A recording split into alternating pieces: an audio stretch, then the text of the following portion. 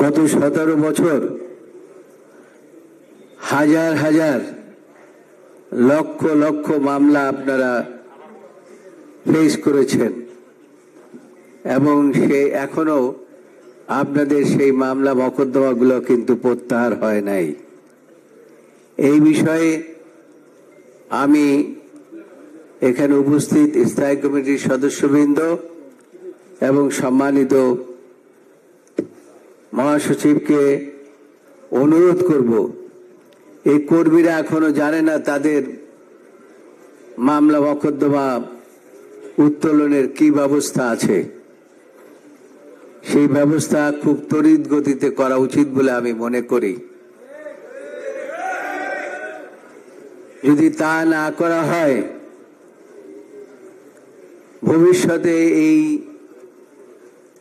যারা এই আন্দোলনে সক্রিয়ভাবে অংশগ্রহণ করে মামলা মোকদ্দমার মধ্যে তারা পড়েছেন, অনেকে গুমও হয়ে গেছেন, তাদের কথা বাদই দিলাম, কিন্তু এখন যারা জীবিত আছে তাদের জন্য যদি আপনারা ব্যবস্থা না করেন তাহলে জাতি কিন্তু কাউকে ক্ষমা করবে না। তাই আমি একজন আইনজীবী হিসেবে বলবো, সকলকে অনুরোধ করব এই বিষয়টি আপনারা ভেবে দেখবেন। আর এই বৈষম্য বিরোধী সরকার যারা আছেন তাদের কাছেও আমার অনুরোধ থাকবে, একদিনে এই বিপ্লব সফল হয়নি। বাংলাদেশ জাতীয়তাবাদী দলের কর্মীদের দীর্ঘ আনন্দের ফসল হচ্ছে এই বিপ্লবের সার্থকতা।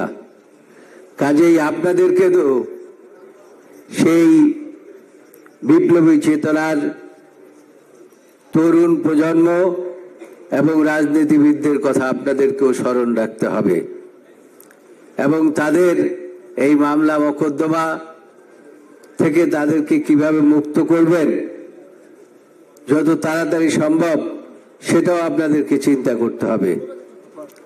আমি আর কিছু বলতে চাই না। যারা এই আয়োজন করেছেন তাদেরকে আমি আন্তরিক ধন্যবাদ দিয়ে আমি আমার বক্তব্য শেষ করছি। শেষ কথা বলে যাই, আল্লাহ ফ্যাসিস্টদের হাত থেকে আমাদেরকে রক্ষা করেছেন। ভবিষ্যতে জাতীয়তাবাদী চেতনার লোক যাতে ক্ষমতায় আসতে পারে, আমাদের নেতা তারেক রহমান অনেকে বলেন আসবে বেশে বীরের বেশে, আমি বলি আসবেন তিনি রাজার বেশে, এবং সেভাবেই যেন আসতে পারেন এই কথা বলে আমি আমার বক্তব্য শেষ করছি। আল্লাহ সকলের মঙ্গল করুন।